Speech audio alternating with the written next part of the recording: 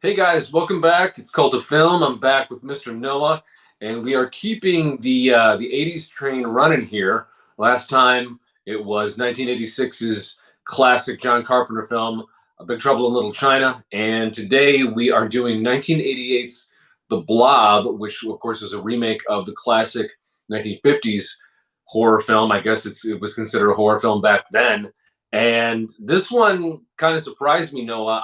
When you mentioned this, it was just sort of, I was like, the Blob from the '80s.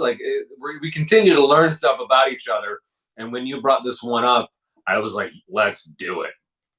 Yeah, I was excited I wasn't surprised that you knew this one. But yeah, this was one of the first scary movies I watched, growing up. And Okay. obviously, this is a remake of the original, like you said, from the 50s. But I love this remake. I oftentimes don't like movies that are remade or Sure. changed, but this one did justice. It was again like the last film we reviewed. It was completely entertaining the whole way through. Right. I don't know how you felt about that, but from start to finish, even in the beginning credits, and it's like I don't know who the director was. It was like Kevin Russell, I think. It Then was we got yeah, Russell Chuck. oh, Russell Chuck. Okay, Yeah, yep. I'm not familiar who that was, but Or I'm yeah. sorry, it's Russell Chuck or Chuck Russell. I don't. Okay, yeah, I guess Uh, it's either or. Sorry, go well, ahead. yeah. No, yeah. Anyways, starring Kevin Dillon, it was good, man. I don't know. What are your initial thoughts on it? I don't know how many times you've seen it. I think this was probably the third time I've seen it. And I think I enjoyed it the most this time. Yeah. What are your thoughts on the movie to start off with? Well, it's interesting because you say starring Kevin Dillon, because I always thought of this as starring Shawnee Smith, because Shawnee Smith. I not to say that, I mean, we all know Kevin Dillon, and we know his brother, um, the other Matt. Dillon. Sorry, I'm blanking on the other Matt. Dillon. I think it's Matt. Matt Dillon, correct, from The Yeah. Outsiders. And Shawnee Smith. I don't know. I just remember seeing her a lot in my childhood and my early teens in a lot of movies. She did a lot of TV, and she showed up in like the first few Saw movies as well. So she's been working pretty steadily for a long time. But Shawnee Smith, who plays Meg in 1988's The Blob, there Yeah. was what I like about it was she doesn't take a backseat to Kevin Dillon's character Brian. They're like an equal, strong kind of kick-ass pair. Shawnee Smith is given some Sigourney Weaver in Aliens vibes. She's not some shrinking violet. I really like how these two leads, really the lead couple, if you will, they don't fall prey to any of the tropes of a lot of horror movies. They're both written as equally badass. And yeah, I would say, I mean, I remember watching this as a kid and being genuinely like, yeah, Yeah. disturbed by it, Yeah. because it really, the practical effects in this movie are so well done. And again, anybody who's watched, this channel and watched this, and obviously conversations you and I have about films all the time, is I worship at the altar of practical effects, whether it's The Blob '88, The Thing 1982, well, basically anything that our friend John Carpenter did. Any of those movies all have great practical effects, and The Blob, I think, with the exception of one frame of this movie, there's one frame of this movie I would cut out. Other than that, I really enjoyed this film. It's too bad it has such a low rating on Rotten Tomatoes. I could guess why that is, but I think this is one of those rare instances where the remake is better than the original. Seeing as, it was a 1950s movie, 1950s cinema was pretty staid, pretty conservative. And frankly, I've watched the '50s movie. There's not much about it that's objectively scary. I Yeah. think Not that really. Bela Lugosi as Dracula is objectively scarier than the Blob, but this movie is genuinely scary. And like you said, there's no moment where there's a lull. I don't get bored with this movie. This is probably my third or fourth time watching it too, and it holds up. Again, the leads are believable. The situation is believable. The monster is absolutely believable. Oh yeah. I like how the creative choices uh, that they make about who dies, and the kills are super creative. We always want a creative kill in horror movies. That's all there. I One thing that I really love about this movie are we are introduced to characters and you think, oh, wait a minute, I've seen her in other stuff, and you're convinced that they're going to be with you for the entirety of the film, or Yeah. certain characters are set up. For example, like the kids in the high school that In the beginning, yeah, yeah. Let me just right. interject real quick. That Hmm. guy Paulie in the beginning, I was like Hmm. surprised that they killed him off. I was like, I thought Right. this dude would be through the whole movie. You know what I mean? Right. Because yeah, Anyways, he's a young guy. He's an yeah, athlete. He's good looking. You're like, okay, he's going to be one of the folks who makes it to the end, and yeah, they play against the expectations with a lot of these characters. I think yeah, I want to address. Let me address up front the what I think are the weaknesses, and it's rare for me to review a film and then to criticize it. Again, I think that this movie is too lowly rated on Rotten Tomatoes. It's only got a 66%. I think it sure, deserves at least 80 for the fact that it took a pretty lame original film and the yeah, remake is just 10 times better. It's yeah, rare that that happens, so that alone should bump it up. Two, leads are believable. The practical effects are pretty flawless, save for maybe one or two frames. It plays against tropes, it plays against expectations, and the ending has several payoffs. I don't necessarily want to say what they are just in case people watch it. And by the way, there's going to be spoilers. So again, we try to yeah, tell in every episode there's probably going to be spoilers, but I'm going to try to do yeah. my damnedest not to spoil the two endings that this movie has, Ends, yeah, the you endings, know, yeah, which are really great. But weaknesses in this film, I'm just going to get out of the way. yeah, The yeah. Go for parents, it. yeah, Meg's parents, Shawnee Smith, her parents are really one dimensional. I feel like her parents could be the parents in a 1980s Folgers commercial. Like there's not a whole lot there. Yeah, They're that I don't necessarily care about them. Same thing with the younger brother and his friend. There's a little bit more there. They're sort of like mischievous kids, but not a whole lot of meat on that bone. Not that it matters a whole lot, but one of the things that modern horror films have really learned to do, and I would say certainly in the last 15, definitely in the last 10 years, is they're better at making supporting cast, even people that they intend to off pretty early, they make you care about them.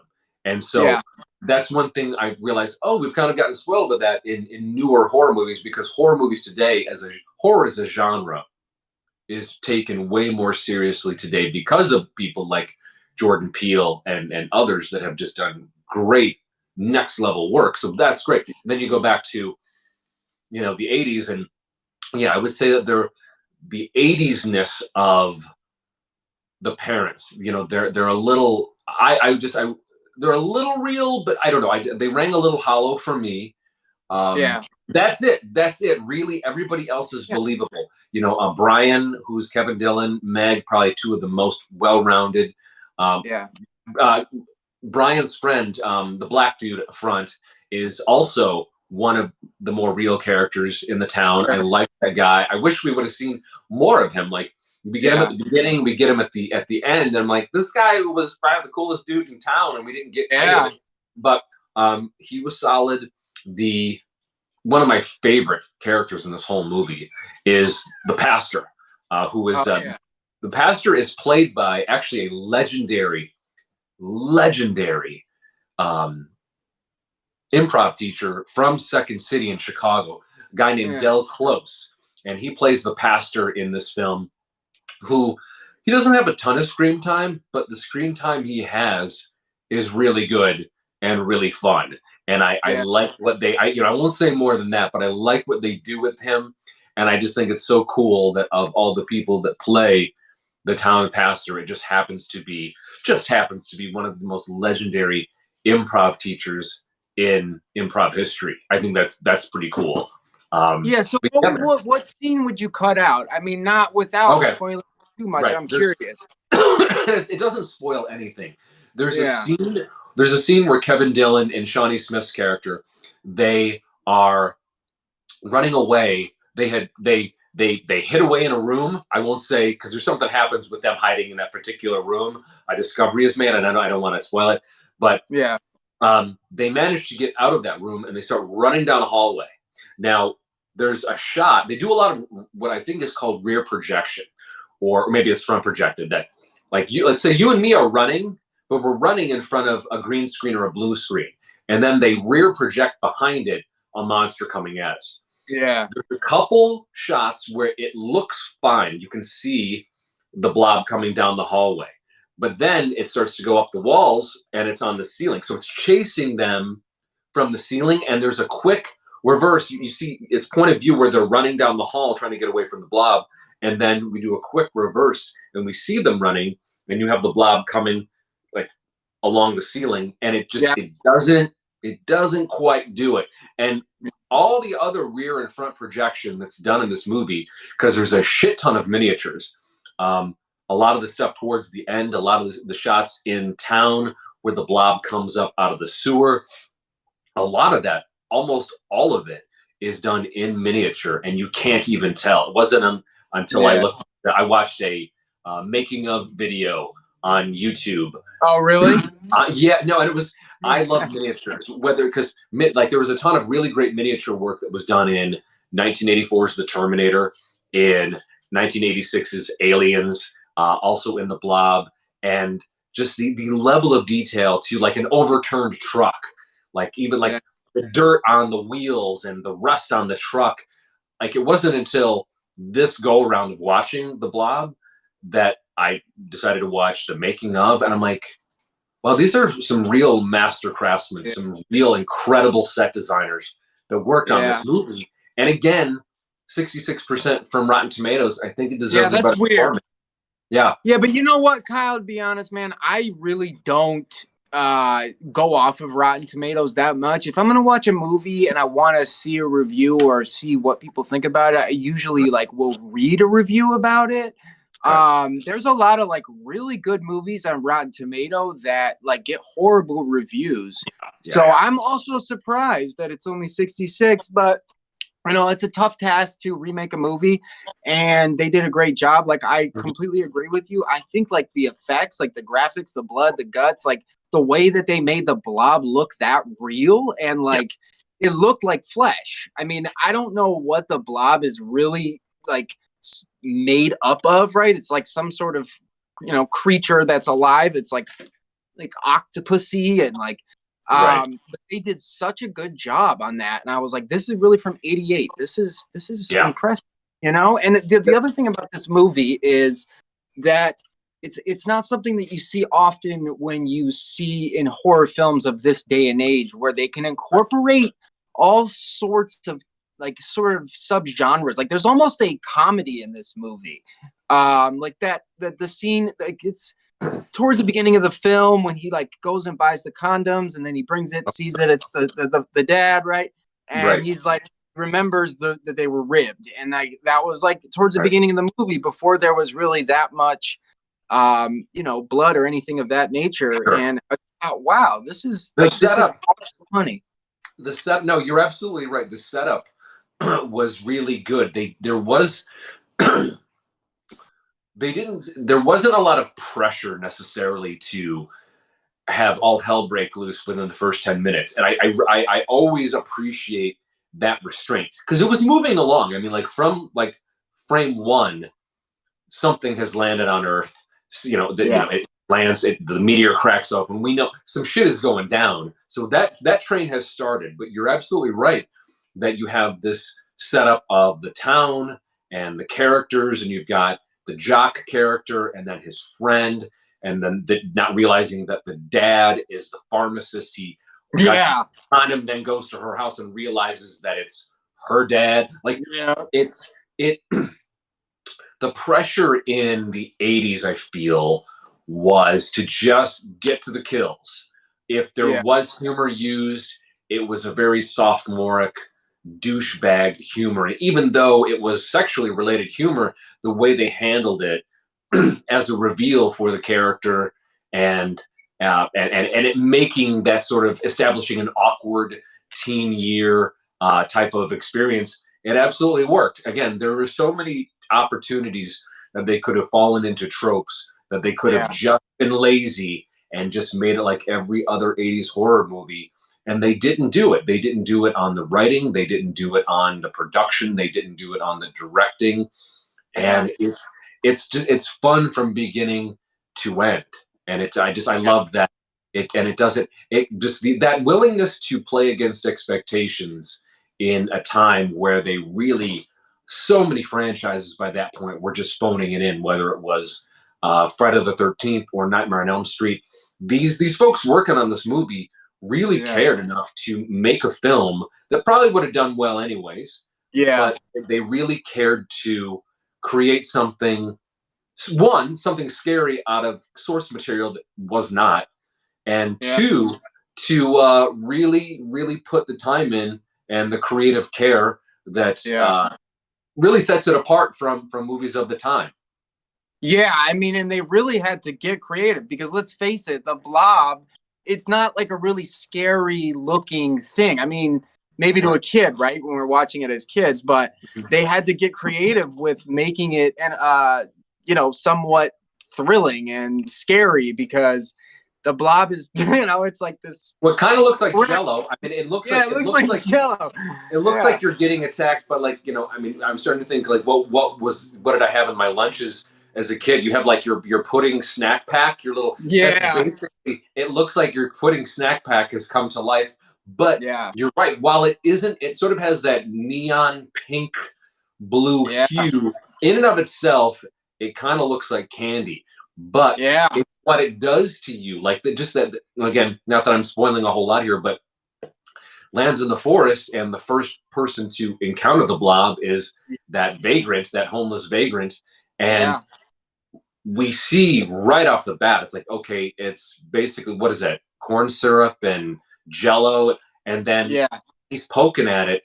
And again, just how it moves up, it moves up the stick, and then it's on his hand, then it's on his arm. And Yeah. it's really, it's the director, it's the Yeah. creative choices that they made, that otherwise, you'd just be kind of stuck with the 50s movie with a bigger budget. And Yeah. they never phoned any of it in on the choices of how the Blob gets you, how it moves, how it absorbs you, and how its color changed the more it Yeah. killed. That was something I never really noticed before. But it does continue to change color, which makes sense because the more blood and flesh that it absorbs, it gets Yeah. darker. And so by the time you're at that halfway point in the movie and it's so much bigger, it yeah, it is. Then it is scary because now I've Yeah. watched it absorb this person. I've watched this person get sucked into a sink, Yeah. or oh, it. Oh, I So love well done. that scene, dude. Yeah, that was good. Like down the garbage disposal, and his foot's all stuck Yeah, up and whatnot. Yeah, totally. When they're eating, when it's like feeding or whatever the hell, it's like it gets like more purple. It gets bigger. I hadn't noticed that it started out smaller and then it gets bigger as the kills progress. But yeah, the kills were awesome. I mean, it's interesting how we like as an audience want the kill. We want to see the blood and the guts, and like they didn't overdo it in this film. yeah, I thought, no, and it was interesting at the beginning where it was like he tries to go and the Kevin Dillon character, he tries to go and take his motorcycle over this jump, and then he falls, and then at the end they like tied that into right. him making it Yeah, over the jump. It just had a cool arc, you know what I mean? And they like tied things in the right places.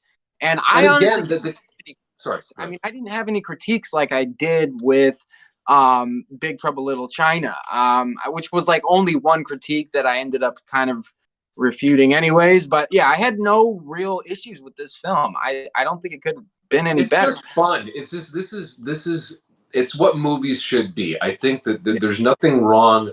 Like I love my auteur directors. I love my Tarkovskis. I love my Fassbinders. I love my Tarantinos. I love, my Carpenters. And Carpenter's a rare case where he is an auteur, but he's also just fun. But movies should be fun, and Yeah. the Blob is a perfect example of like one of the gems that you'd be at the Blockbuster as a kid in the 90s, and you'd just be looking for something fun. And sometimes, it's hit or miss. You'd rent stuff and it'd be like, oh, okay, that was all right. But The Blob is just a fun movie that, despite the fact you and I have watched this almost a handful of times since we were kids, Yeah. it holds up. And again, it's rare for that time. I don't think they had a massive budget for this Yeah. movie. Is there any way But to pull that budget up? yeah, take 10 million, $10 million. 10 million wouldn't get you much today. But Yeah. So what was the box office? So yeah, okay, here's the thing. Technically didn't do well. So budget was 10 million, box office 8.2. But I always wonder what they mean by is that domestic box office? Is that domestic and international? Is that domestic, international, and VHS sales and rentals? They never give you that breakdown, or sometimes they do, sometimes they don't. But I feel like this was one of those movies that did better on home video, like Big Trouble in Little China did, because I remember seeing this movie, renting it, but I also remember seeing it on cable all the time. And it's one of those movies that it was like, if it was on, I'm like, I'm totally watching this. Why not? Good. But yeah, $10 million, they really spent that money well. Again, $10 million doesn't sound like a lot of money. Obviously, it's a lot to us now, but in terms of the budgets we're used to these days, that's not. But I think considering what they had to work with, it's not like they had a ton of digital effects back then. They had some special effects, rear front projection. They had the miniatures, all of the practical effects. And for $10 million, this is a home run, I think. Yeah. Just a fun, action-filled horror film that you can't predict where it's going, and it's just it's fun. It's just fun. And once it gets going, it does not stop, people. It was nonstop. I mean, but then they would have these little subtle moments. It's subtle in certain moments, and it's not. But I feel like that's got to be a domestic, just the U.S. I feel like it could have done. I feel like it would have done better, but that's just another thing where a lot of times depends on age well. It's like some artists, right, where you don't really appreciate it, or the public doesn't appreciate it until years later. You know what I mean? Right. And I think that shows because it was on cable. Right. No, exactly. And there's also, I mean, for all we know, this film could have suffered from the same fate as Big Trouble in Little China, where you have a decent budget, you have A-list actors, you have a well-known genre director, and then it ends up not doing well because they slashed the marketing budget. So you can't fault the director, you can't fault, which, again, I think Big Trouble in Little China is Carpenter's most perfect film. I think it's his best film, and it didn't do well because if you don't market a film in 1986, nobody sees it. And that might have been the same with The Blob. So depending on sometimes I think a lot of the horror stuff in the 80s, just like horror today, is it's people are going to watch it. People like to watch scary movies. They like to be scared. They like the jump scare. They like an original story. So sometimes it's a matter of, it's going to do well anyways. We don't have to throw much of a marketing budget at it. So for all we know, that could have been the deal here. But if you just want a fun, watching this movie just takes me back to being a kid and a teenager, like on a Friday or Saturday night, and we're watching movies on cable, and we've ordered pizza. Like, that's kind of the feels that I get from this. And I think that sometimes, I mean, I'm guilty of this. I love to study the greats, but I think that there's as much value in how they perfectly allocated such a small budget on a film that is technically so well done.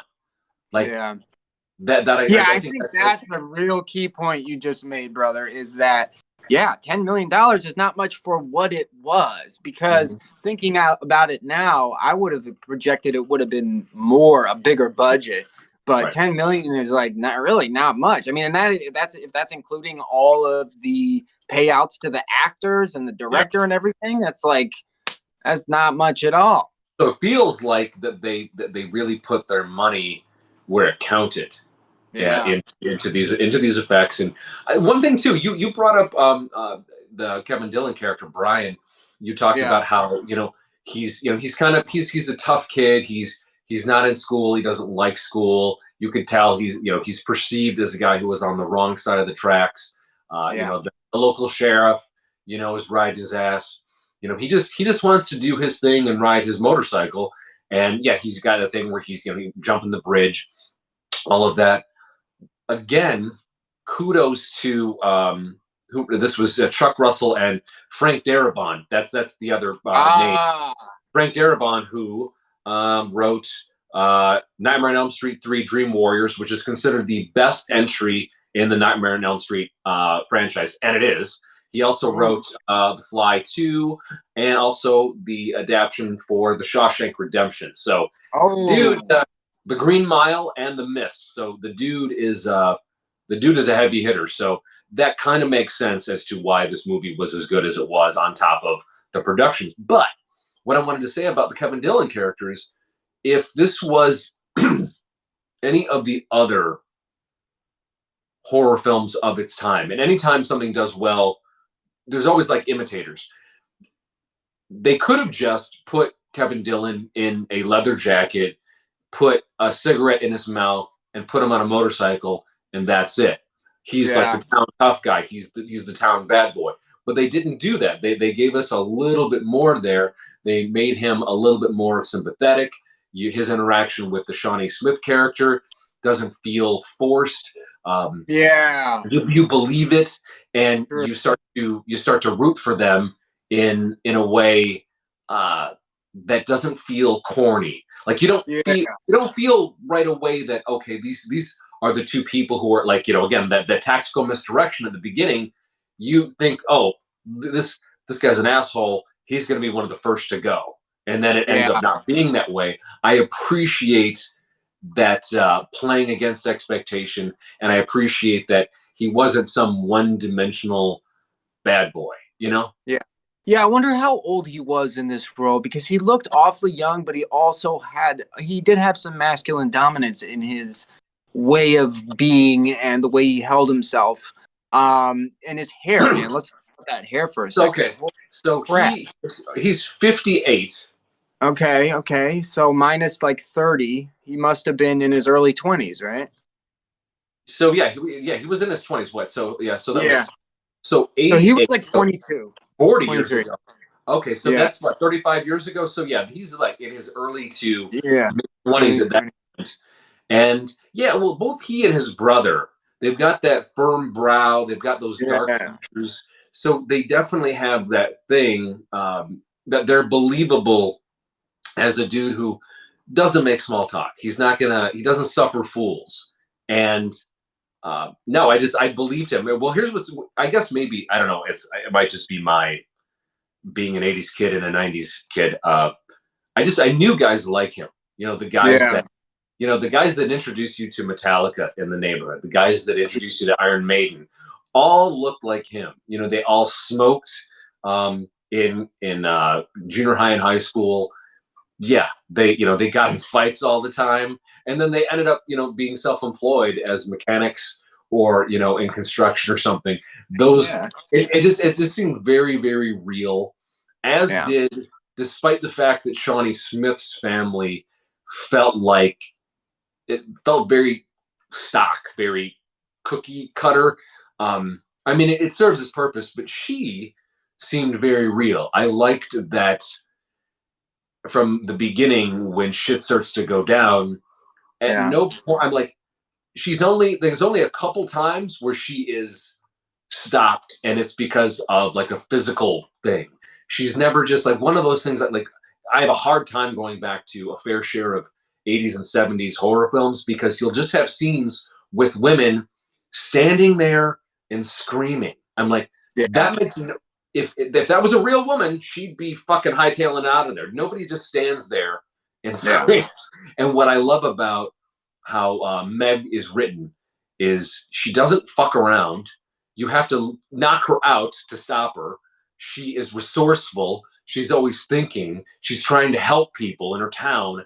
It should be one of those examples that should be highlighted of strong women in cinema, because Yeah, I never hear this one brought up, because she's one of the most believable real characters yeah, in the film. She's like a real person. Like, what would you do faced with that um, yeah. situation? No, that's a really good point, man. And you know what? They all kind of are believable real characters, maybe outside of the parents. Right. The acting, yeah, that's a really good point, man. And yeah, he's really like he's his hair is like all long and mullety. It's like is that a It's a 80s wig. that's a things? I didn't hear. It's funny. It wasn't until I did a deep dive that I found out that it's a wig that they put Oh, him. Like, really? at the time, even though mullets were popular in the '80s and a lot of people had them, especially like where I grew up, um, Yeah. he at the time didn't. He at the time had a more clean cut look. So they actually, if it's not a wig, it's some type of a hair piece that they did put on him. And it's so funny because I didn't. If you hadn't told me, I would have just assumed, oh, he's just an '80s guy with an '80s mullet. But it does something for the character. Like, if he was just short haired with it, having the mullet just sort of completes the look of Brian, of the character. But yeah, apparently it's a hairpiece. Oh, okay, that's interesting, man. Well, that's hats off to the crew for that. That's wild, man. Honestly, the character kind of reminds me of you a little bit. I mean, maybe it's just because you have that leather jacket and you do have that sort of defined look, but I was like, "Oh man, this is what Kyle may have looked like in his heyday." If I had been a teenager in the '80s, I would have been Brian. Yeah, yeah. No, I No, know. I You were, appreciate you that. were I appreciate that. I mean, if I have to resemble a hero in a horror film, I will yeah. take Brian and the Blob any day. Yeah, he's a cool dude, and no, they're just fun. I think that's what it is. My willingness to forgive, some of the weaknesses of the supporting characters, and really, it's just the family, and not even the younger brother and his friend. It's the mom and dad. I'm Yeah. willing to forgive all that, because all of the writing kind of goes where it counts with Brian and with Meg, with and even so, yeah, the guy who works at the is it this the like they're a ski town. It's set in a ski town, but they haven't been getting snow, and they're saying, "Hey, we're going to get snow this year. We're going to get snow this year." So Kevin Dillon's friend that works there, who again I would have liked to have seen more of, he Yeah. he is pretty believable. He is again, for somebody who has less time on screen than the parents do. He's more interesting than the parents were. Um, the Again, Del Close's character of the pastor, and the head scientist, when the government finally shows up in town Oh, yeah, to yeah, to check things out, the guy yeah. who's the head scientist, he was right on the edge for me. There was some of that line delivery. I'm waiting for him to just go wah. Yeah, But he yeah. doesn't. He doesn't. He could have done it, but he is very much. I like the just that riding the line of, okay, maybe he really is there to help, maybe he's not. Sure. Again, that could have been played very tropey, and again they didn't do it. So well No, done. and the timing is oftentimes everything when it comes to line delivery, I feel like. Oh, absolutely. Yeah. So, real quick, was the original black and white? Do you remember? I think it was, but then it became. I think it's one of the first colorized films too. I Yeah. think when it originally came out, it was black and white, but then I think it was colorized. Yeah, because I it was green. Like the blob was green. I remember the I blob being remember the green. colorized one. I felt it was like more like a dark blue or dark purple. Let me try Yeah. to pull it up here. I think because it was Yeah. like 1958. Here we go. 58 or So yeah, the Blob remake came out on the 30th anniversary of the original, and if you watch the trailer, it does seem, and it appears to be in color, but yeah. it looks like it sort of changes color a bit from. Wow, get this, man! The Blob 58 is in the Criterion collection. The Oh trailer, damn. the trailer on YouTube is the Criterion trailer. Oh That's interesting. I may have to rewatch this movie. I may have to take yeah. all my shit talking back. But That's a actually, good idea. We should rewatch that one, man. it appears to, depending on the lighting, sometimes it seems reddish, sometimes it seems Yeah. purple, Yeah. which, you know what, now that I think about, that's another brilliant little thing that they kept, that it changes color in the Yeah. original. And we were just talking about how it changes color in the remake. Yeah. I'm really surprised that I'm not really surprised. I didn't know this was a Criterion Collection film. That's Yeah. pretty cool. Criterion Holy channel. shit! You know who's Check in it out. this? There, friggin' Bullet himself is in this. Oh damn. Steve McQueen. I forgot Yeah. Steve McQueen was. Yeah. Wow. Okay. No, Yeah, we might it's a have to real watch good this, movie. man. Yeah, I know. That's what I was thinking. I did remember that Steve McQueen was in it, but I didn't remember if it was in black and white. That's interesting. I would watch that. I would watch that. And I mean, For the sure. thing is that it's, yeah, I guess thinking about it now, it does take and hold true to the old Blob in 1958. It captures some of what that had and added a little new flavor to it. Definitely. You know. Well, it's interesting too. Like, I'm looking at some of the screen captures here from the '58 movie, and it's all front and rear projection too. You know, they're shooting this globule. I assume in front of a screen that actually is like shots of the streets, and they did keep that as well for the remake. And again, save for that one frame, man, that poor editor. Yeah. He just would have said, "I know it looks cool crawling on the ceiling, but it's not believable." Yeah, this absolutely works. Something else too. We were talking about um, the high school characters and how we were expecting a lot of these high school characters, because again, they fit a particular type that you always expect to be a hero or you expect to survive. One that I had completely forgotten about when I rewatched this movie a couple years ago is the waitress character played by Candy Clark.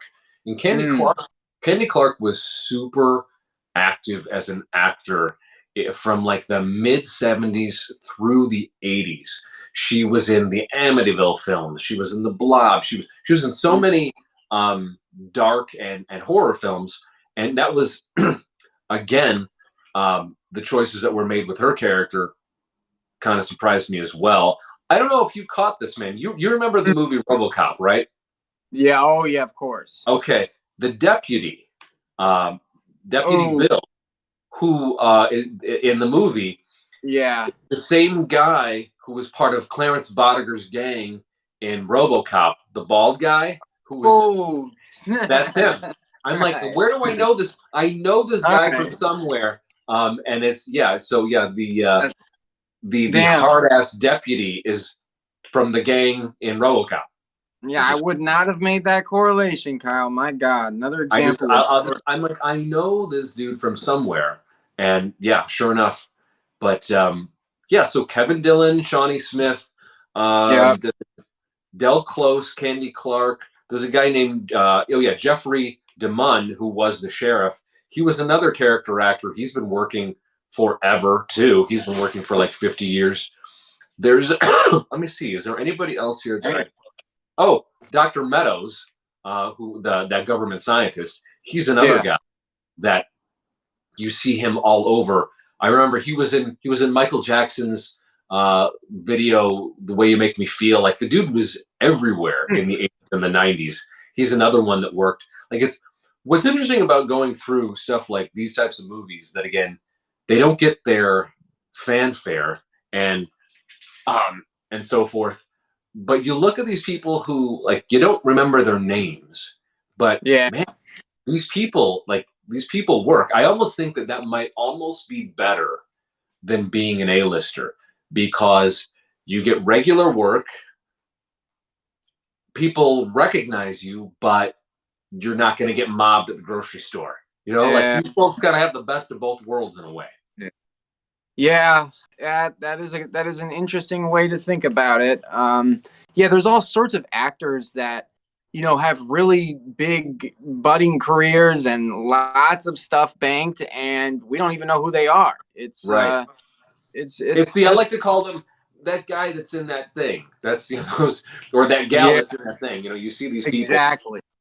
Honestly, I when I think about it, so many of the older actors that I know work more than the Yeah, younger ones that I know, and I think it's because, according to my old drama coach back in Chicago, he always said he's like most people quit and don't realize that it's the people that hang on that end up working the most, even in your older age, because there's always a need for older actors. Maybe you're not a lead, but you always need supports. You always need right. commercial actors. You always need somebody to fill that in. And that's why a lot of these people work way more than the younger, hotter set. So just That's a very good point, and that's a good thing to know for us as right. actors. That that's a great thing that's about acting is that there's not really an age limit. We can No, do this and pursue this until the end of time. And yeah, good call on that one, brother. yeah, no, I really I like this movie a lot. It's interesting. We're talking about Rotten Tomatoes. I find Rotten Tomatoes tends to be pretty accurate with a lot of like the international and art house stuff that I like. But every now and then I'll see something that is so low, like another Hmm. movie that another movie like that's again sorely underrated that I'd like us to review. There's a movie called Belly from 1998, and it's Mhm. written and directed by Hype Williams, who was a music video director in the 90s. He did all hip hop videos. It stars DMX and Nas, so two absolute legends Yeah. of the pop game, and it's really good. It is beautifully shot. It is, I think, it has 6% on Rotten Tomatoes, and so I'm trying to get more people to watch that movie. It tends to be streaming free on Tubi, just like the Blob 1988 is. There's so much good stuff on Tubi. I feel like I should be getting checks from Tubi the amount of times I talk about Tubi.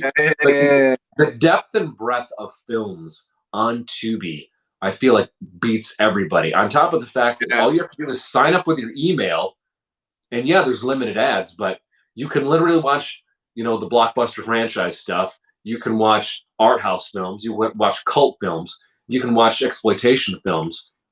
I find myself watching more Tubi than anything. Yeah. But yeah, with regard to ratings, like the audience score for IMDb gives it an 89%. Rotten Tomatoes gives it 66%. But I think, yeah, I was really happy that you brought this up. I think this Yeah. is a fun movie. I'm trying to think though, because we always like to, if we were programming, if we were doing a double feature, I'm trying Mm. to think, what would I pair this with? I'm not gonna lie, Kyle. I would want to watch the first one and then watch the second one on this one. Okay. So Yeah, so that you would do be what I Blob would say. 58 and then you do Yeah, Blob 88. yeah. That's I mean, probably that's why not? You get to see the no. differences, the similarities. Well, you know what it is? I think that's actually that is the perfect because it's like you could pair it with like other monster movies, but I think Yeah, you're right because this movie is such a beautiful example of taking an okay horror movie. Like I yeah, just to call it it's I think the 50s movie is more like science fiction. To be there's nothing objectively scary about it any more than The Fly from the 50s was scary. But then you watch The Fly from the 80s and it is scary, it's gory, it's disgusting. The Blob I think is a perfect example, and you would want to showcase the original next to the new one of taking a concept and really fleshing it out, really putting yeah. meat on the bones, if you will.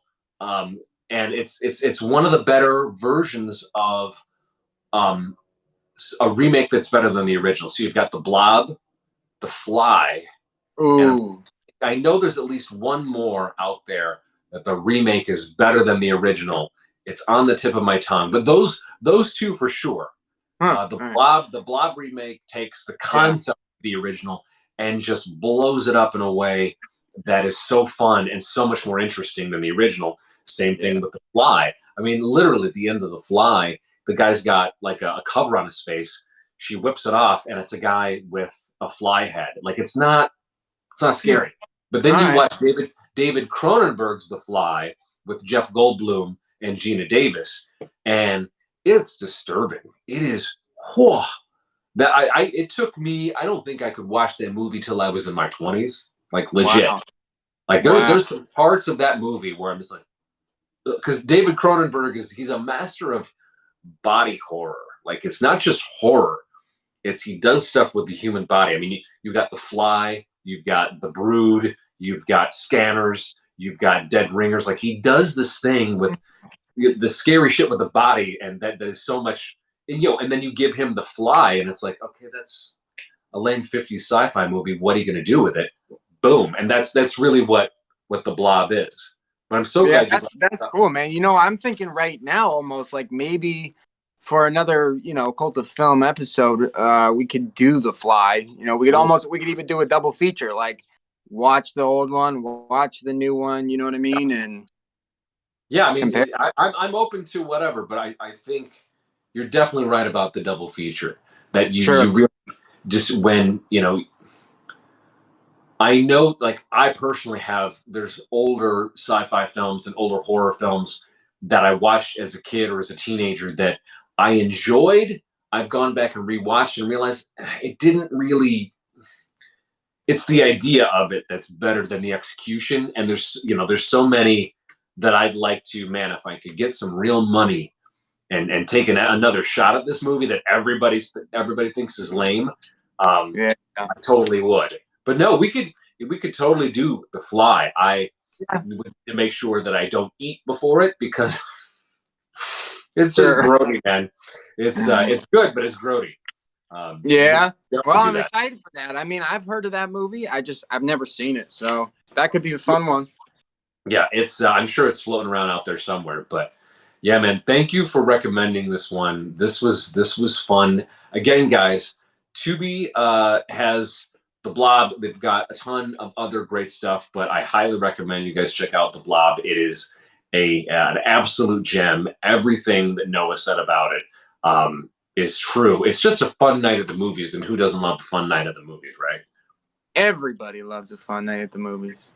Like I would. This is literally this is a true popcorn movie, and I don't say that about a lot of films, but this is just like Yeah. Yeah, it's a it's true. like- Just kick up your feet, get some Yeah. pizza, popcorn, and enjoy. Absolutely, man. Yeah, I think Yeah, anything guys. else on this movie that is worth noting? I mean, I'm trying to think. I mean, it's. I mean, besides, I mean, maybe the only other note I would have on this movie isn't. I mean, it's no criticism, but maybe in addition to, you could do a double feature, Blob 58, Blob 88, and Mm. maybe. Oh, the other movie that the remake was better than the original. So you had The Blob, remake was better. The Fly, remake was better. And The Thing, which John Carpenter's The Thing was a remake of The Thing from Another Ah, World, way better than the other. So my recommendations for, again, you film heads out there or people who are following us, and I would do this. Watch The Blob, watch the remake. Watch The Fly, watch the remake. And then watch Thing from Another World. And for God's sake, watch John Carpenter's The Thing because it blows it out of the water. So those are my three. Those are three that you could watch along with The Blob that really work, that are in that vein of originally lame, way better remake. So that's all I got, man. nice, man. Nice. Yeah. So yeah, Awesome. Well, again, thanks. thanks for doing this, and thank you guys for watching, sticking along. Yeah, for sure. We've got way more to come. Like just this going down. It's been fun going down the rabbit hole of these '80s movies with Noah because again, the more I know about the stuff he watched growing up, the more I get excited about what we can watch. So Thank you again, man. Thank you all for watching. If you enjoy this, if you like this, if you have recommendations for us, please like, subscribe, comment, tell us how much we suck, all that. Help us with that algorithm. And yeah, we will catch you all next time. So take care, guys, and thank you. Talk to you next episode, guys.